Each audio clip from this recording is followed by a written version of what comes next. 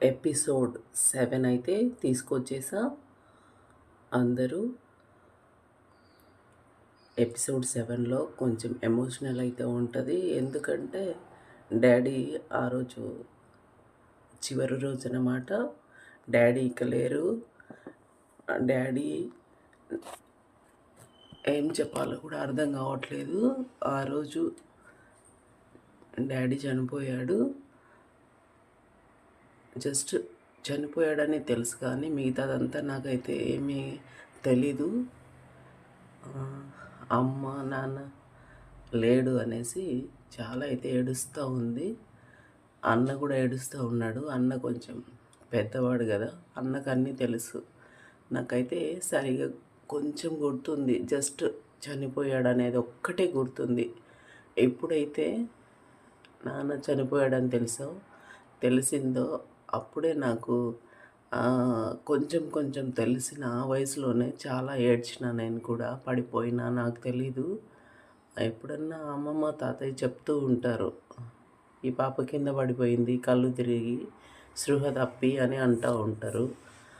Daddy అంటే నాకు చాలా ఇష్టం, చాలా అంటే చాలా, ఎంత అంటే చెప్పలేనంత. అది నాకు ఎంత బాధ కలిగిస్తూ ఉంటుందంటే గుర్తొచ్చిన ప్రతిసారి మా డాడీ లేడన్న విషయం నేను జీర్ణించుకోలేను. డాడీ ప్లేస్లో ఇంకొకరిని నాన్న అని పిలవలేం కదా. అమ్మ అయితే ఎవరినైనా పిలవచ్చు, నాన్ననైతే పిలవలేము. ఆ బాధ నాకు, ఆ లోటుని ఎవ్వరూ తీర్చలేరు.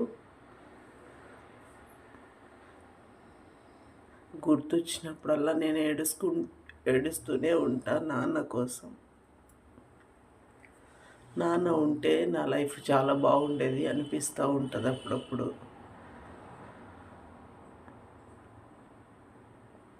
నాన్న లేని లోటు ఏంటో నాన్న లేని వాళ్ళకు మాత్రమే తెలుస్తుంది. నాన్న ఉన్నప్పుడు, అమ్మ ఉన్నప్పుడు వాళ్ళని నెగ్లెక్ట్